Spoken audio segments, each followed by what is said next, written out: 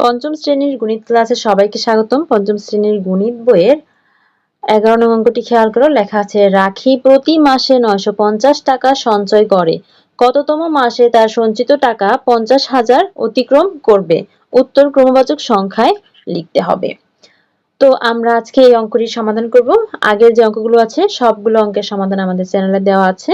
সেগুলো দেখতে হলে আমাদের চ্যানেলে পঞ্চম শ্রেণীর যে প্লেলিস্টটা আছে সেটা চেক করো, তাহলেই পেয়ে যাবে। তো আজকে আমরা এই অঙ্কটির সমাধান শিখব। আমরা প্রথমেই লিখব 950 টাকা সঞ্চয় করে এক মাসে।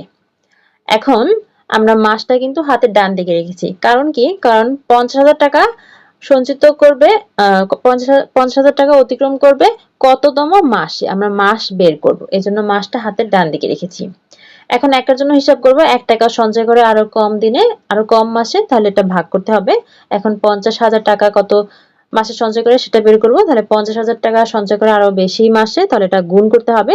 50,000 কে 1 দিয়ে গুণ করলে ও হবে কি 50,000 হবে, আর হরে আছে 950। তাহলে 50,000 কে 950 দিয়ে ভাগ করলে যে ভাগফল কত হবে আমরা এখানে রাফটা করেছি, খেয়াল করো। এখানে 500 যেহেতু ছোট হয়ে যায় তাহলে 5,000 নিতে হবে। 4 অঙ্ক বিশিষ্ট সংখ্যা। 5,000 এর মধ্যে 950 যায় 5 বার, 5 দিয়ে গুণ করলে হবে 4,750। এখন বিয়োগ করলে হবে 250, উপর থেকে শূন্য নামিয়ে নিয়ে আসলাম, হলো 2,500। 2,500 এর মধ্যে 950 যায় 2 বার, 950 দুগুণে হয় 1900, বিয়োগ করলে হয় 600। উপরে আর কোনো অঙ্ক নেই, তাহলে 600 হচ্ছে ভাগশেষ, আর 52 হচ্ছে কি ভাগফল। 52 যেহেতু ভাগফল হয়েছে তাহলে 52 মাস, আর যেটা অবশিষ্ট রয়েছে সেটা হচ্ছে 600 টাকা অবশিষ্ট থাকবে। তাহলে এখন আমরা সাজিয়ে লিখব, 52তম মাস সঞ্চয় করার পরেও 600 টাকা কি তার অবশিষ্ট থাকবে। তাহলে এই 600 টাকা যদি আরো সঞ্চয় করতে হয় তাহলে তার আরো 1 মাস কাটবে, তাই না? আরো কিছুদিন কাটবে।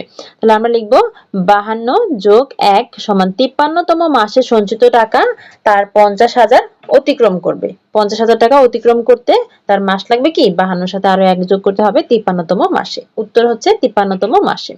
শিক্ষার্থীরা আশা করি বুঝতে পেরেছো। তোমাদের গণিত বইয়ের সব অঙ্কের সমাধান আমাদের চ্যানেলে দেওয়া আছে, দেখতে চোখ রাখো আমাদের চ্যানেলে। অনলাইন ক্লাসে ভর্তি চলছে, যারা ভর্তি হতে আগ্রহী তারা এখনই যোগাযোগ করুন এই নাম্বারে। ধন্যবাদ সবাইকে।